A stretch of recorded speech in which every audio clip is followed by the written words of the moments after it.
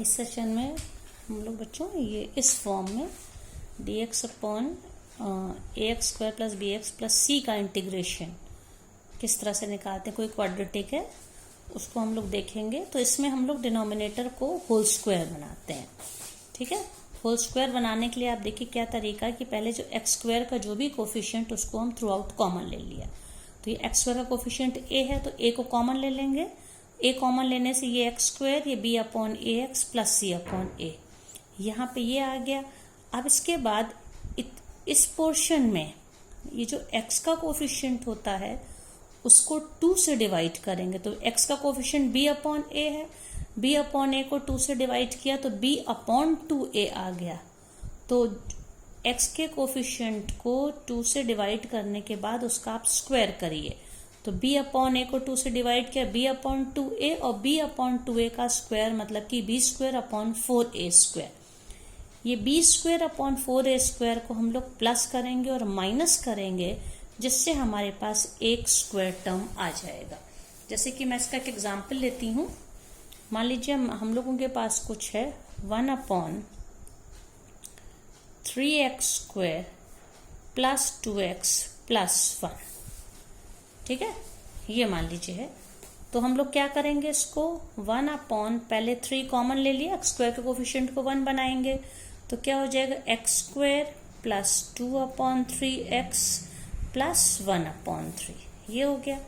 अब x के coefficient का हाफ, तो 2 अपॉन 3 का हाफ क्या होगा, x square plus 2 upon 3x plus 1 upon 3। तो क्वेश्चन का कॉपी किया, x के कोफिशिएंट का हाफ मतलब कि 2 अपॉन 3 इंटू 2। ओके, इसका स्क्वायर जितना ऐड किया उतना ही सब्ट्रैक्ट किया। तो 2 अपॉन 3 इंटू 2 बेसिकली ये 1 अपॉन 3 है। आप देखिए ये, क्योंकि 2 और 2 तो कैंसिल हो गया यहाँ पे। तो इस तरह से हम लोग को क्या मिल जाएगा,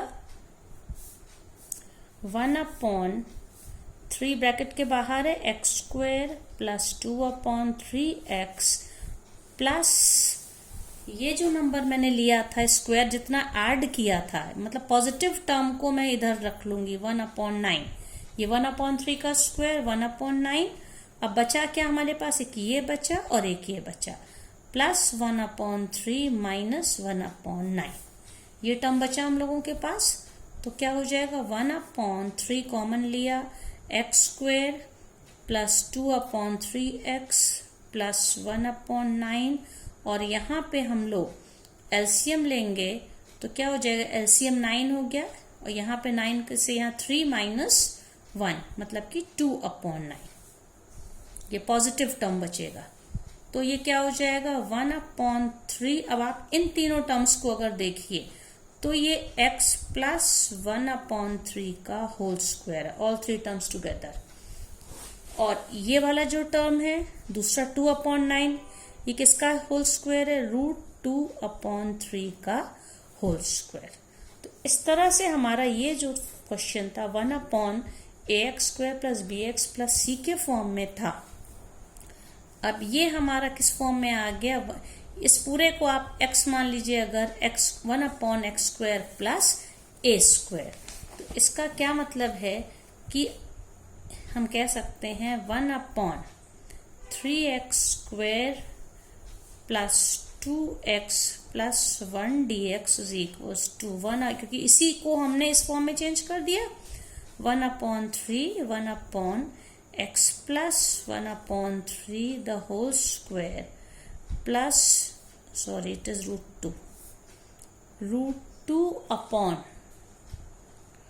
3 द होल स्क्वायर dx। तो ये किस फॉर्म में हो गया, 1 upon X square plus A square के इंटीग्रेशन के हम लोग ने पिछले सेशन में जो 6 फॉर्मूले सीखे हैं। अब यहाँ पे हम सब्स्टिट्यूशन लगा सकते हैं, x प्लस 1 अपॉन 3 को हम t मान लें तो dx is equals to dt, ये हो जाएगा। तो ये हमारा सब्स्टिट्यूशन हो गया, इंटीग्रेशन क्या हो गया, 1 upon 3 1 upon x plus 1 upon 3 को t माना, t square plus √2 upon 3 the whole square. तो 1 upon X square plus A square का फॉर्मूला आ गया, जो कि होता 1/a, क्या है यहाँ पे √2/3, तो उसका फॉर्मूला क्या 1/a, तो 1/3 इंटू 1/√2/3 tan इनवर्स, क्योंकि ये tan इनवर्स का फॉर्मूला है x/a, दैट इज t/√2/3। तो क्या हो जाएगा देखिए, ये 3 और 3 ये कैंसिल हो गया, यहाँ पे 1/√2 प्लस c तो हो गई constant of integration, tan inverse t क्या माना था हम लोगों ने x plus 1/3 x/a √2/3 plus c। अब इसको चाहे तो हम लोग, और क्योंकि tan इनवर्स के अंदर की ही ये पूरी वैल्यू है, ये पूरा, तो क्या हो जाएगा 1/√2 tan इनवर्स। अब यहाँ पे हम लोग 3 एलसीएम ले लेंगे न्यूमरेटर ऊपर, तो 3x प्लस 1, ये 3 से कैंसिल हो गया, √2 प्लस c। तो ये आंसर हो गया बच्चों। यहाँ इंटीग्रेशन तो आप लोग पहले ही सीख चुके हैं। मेन चीज है कि हम इसको किस तरह से इन 3 टर्म्स को हमें होल स्क्वायर में कैसे कन्वर्ट करना है कि एक हमारे पास एक 3 टर्म का ऐसा कॉम्बिनेशन आ जाए वो जो किसी बायनोमियल का परफेक्ट स्क्वायर हो। तो एक तो हम लोग को ये मिलेगा, दूसरा फॉर्म इस तरह से मिलेगी।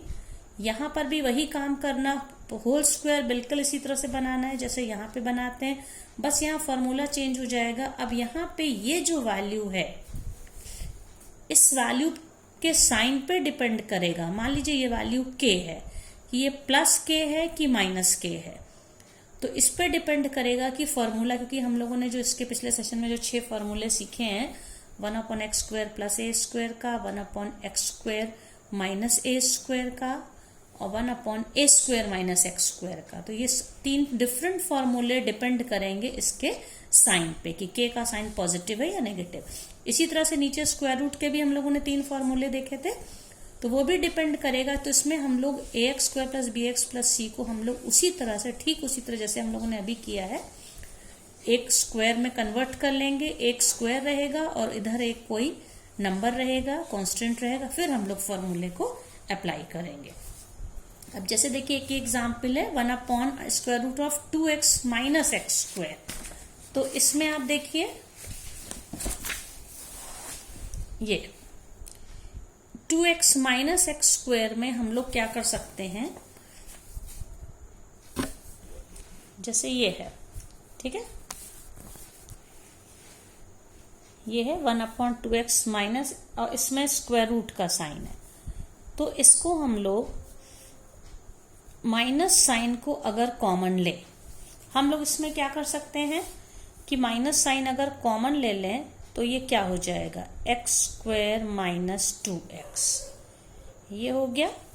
और इसमें x, अब x के कोफिशिएंट का हाफ, तो यहाँ पे x का कोफिशिएंट है 2 का हाफ मतलब कि 1, और उसका स्क्वायर, मतलब इसमें हम +1 -1 अगर कर दें तो ये देखिए, इसको ब्रैकेट खोलने पे ये क्या हो जाएगा, सॉरी ये है 1/√, ये दोनों नेगेटिव हैं, मतलब कि अगर हम इसके अंदर एक यहाँ पे हम अंदर पॉजिटिव ले जाएंगे, +1 ले जाएंगे, और जिसमें से मतलब कि -1 को हम लोग यहाँ ले जाएं और माइनस साइन को कॉमन ले लें, तो x² माइनस 2x प्लस 1 अगर मैंने ऐसे लिखा, इसका क्या मतलब है, बेसिकली मैंने -1 को इधर लिया और +1 को मैंने अलग रखा, ठीक है। तो ये क्या हो जाएगा, अब इसको मैं ऐसे भी लिख सकती हूँ 1 माइनस ये तीनों टर्म मिलके x माइनस 1 का होल स्क्वायर, ओके, ये हो गया। तो अब ये क्या हो जाएगा, अब इसको आप देखिए, अगर मैं इसका इंटीग्रेशन करूं तो हम लोग इसमें x माइनस 1 को t मान सकते हैं, तो dx is equals to dt, तो ये क्या हो जाएगा √1 माइनस t² dt, ये हो गया। तो ये फॉर्मूला किसका है बच्चों, ये 1 माइनस t², ये होता है sine inverse t plus c। तो t क्या था हम लोगों का यहाँ पे, sine inverse x minus 1 plus c, ये हम लोग का आंसर हो जाएगा। अब एक दूसरा इंटीग्रेशन है बच्चों, अगर ये हम लोग को मान लीजिए px plus Q upon A X square plus B X plus C के फॉर्म में मिलता है, जहां पे P Q A B C सारे कॉन्स्टेंट्स हैं। तो इस तरह के जब भी क्वेश्चंस रहते हैं कि यहाँ पे क्वाड्रेटिक है और यहाँ पे लीनियर है, एक्स की यहाँ पावर 1 है, तो इसका न्यूमरेटर हम लोग चेंज कर देते हैं। और न्यूमरेटर को चेंज करने का तरीका क्या, पी एक्स प्लस क्यू को क्या मान लेंगे, एक constant a into differentiation of denominator, that is D D X of A X square plus B X plus C and plus B. इस तरह से हम लोग ब्रेक कर लेते हैं, फिर कैपिटल ए और कैपिटल बी की वैल्यू यहाँ पे रख देते हैं, फिर हमें फॉर्मूले के फॉर्म में इसको सॉल्व कर लेते हैं। जैसे इसका मैं एक एग्जांपल लेती हूँ बच्चों, मैं आपको इसके एक एग्जांपल से, ये देखिए सॉल्व एग्जांपल है, जैसे ये देखिए x plus 2 upon 2x square plus 6x plus 5 ये है। तो न्यूमरेटर को क्या मान लिया, a into differentiation of this D D X of this plus b। तो इसका डिफरेंशिएशन क्या हो जाएगा, 4x plus 6। It means a into 4x plus 6 plus b, ये वैल्यू किसके इक्वल है, x प्लस 2 के। अब इसके बाद क्या करेंगे, इसका मैंने ब्रैकेट मान लीजिए खोल दिया, तो क्या 4ax plus 6a plus b मिल गया। तो इसका LHS में x का कोफिशिएंट 1 है और यहाँ पे x के कोफिशिएंट में क्या हो जाएगा 4a। तो दोनों ओर के x के कोफिशिएंट को कंपेयर करेंगे, दोनों ओर के कांस्टेंट टर्म्स को कंपेयर करेंगे। तो RHS में ये 4ax, तो x का कोफिशिएंट 4a और यहाँ पे x का कोफिशिएंट 1, तो हम कह सकते हैं 4a इज इक्वल्स टू 1। इससे a क्या मिल जाएगा, a इज इक्वल्स टू 1/4। अब यहाँ कांस्टेंट टर्म 2 है और यहाँ पे कांस्टेंट टर्म क्या है, एक तो b है, ऊपर से a यहाँ मल्टीप्लाई कर 6a, मतलब 6a plus b is equals to 2। 6a plus b is equals to 2। तो अब यहाँ पे a की जो वैल्यू 1/4 मिली थी रख देंगे, उसको सॉल्व करने पे b की वैल्यू मिल गई 1/2। ये b की वैल्यू 1/2 मिल गई। तो अब हम इन वैल्यू को जब हम इसको लिखेंगे, ये जो हमारा क्वेश्चन है, इस क्वेश्चन में को हम इस फॉर्म में लिखेंगे। ये फॉर्म आप देखना, ये इसमें a और b की वैल्यू रखेंगे। a की जगह 1/4 मिला था हमको और b की जगह 1/2। तो हमारा ये क्वेश्चन क्या हो गया, this question is equals to 1/4 into D D X of denominator, that is 4x plus a into 4x plus 6, मतलब 1/4 into 4x plus 6 plus b का मतलब क्या है 1/2। ठीक है, ये हो जाएगा हमारा। अब इसके बाद हमने इसको जब इस तरह से लिख लिया है, ये पूरा क्वेश्चन जब दिस पूरा न्यूमरेटर चेंज होके 4 into a into this plus b में चेंज हो गया, उसके बाद हम पूरे इंटीग्रेशन को 2 पार्ट्स में तोड़ लेंगे। मतलब ये है कि 4x प्लस 6 के साथ एक बार इसको कॉपी किया, ओके, एक बार 4x प्लस 6 के साथ 1/4x plus 6 upon this plus 1/2, क्योंकि b अपॉन में भी यही चीज था, दिस ये जो वैल्यू थी, ये पूरी वैल्यू इसके इक्वल थी, इसके साथ है। इस पोर्शन को I1 और इस पोर्शन को I2 मान लेंगे। अब I1 के लिए क्या करेंगे, हम I1 का डिफरेंशिएशन अलग से, इंटीग्रेशन अलग से करेंगे। तो हम यहाँ पे I1 में इसको आप t मान लीजिए, 2x square plus 6x plus 5 को t माना गया, तो आप ये देख सकते हैं 4x plus 6 dx is equals to dt हो गया।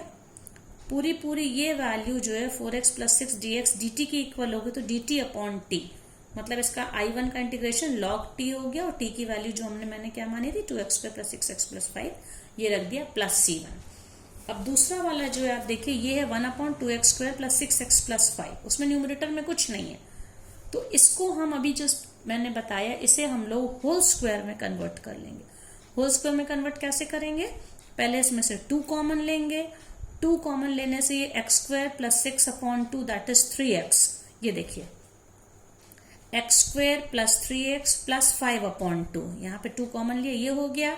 अब इसके बाद क्या करना है, x का कोफिशिएंट 3 और इसका हाफ, मतलब 3/2 को ऐड और सब्ट्रैक्ट करिए, प्लस 3/2 का होल स्क्वायर दैट इज 9/4, तो 9/4 को इसके साथ रखा, प्लस 9/4 माइनस 9/4, तो x² प्लस 3x प्लस 9/4, ये तीनों टर्म मिलके x प्लस 3/2 का होल स्क्वायर बन गए।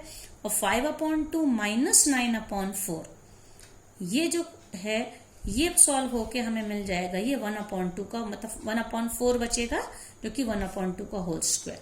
तो आप देखिए ये जो क्वेश्चन था जो कि इस फॉर्म में था ये स्क्वायर में आ गया।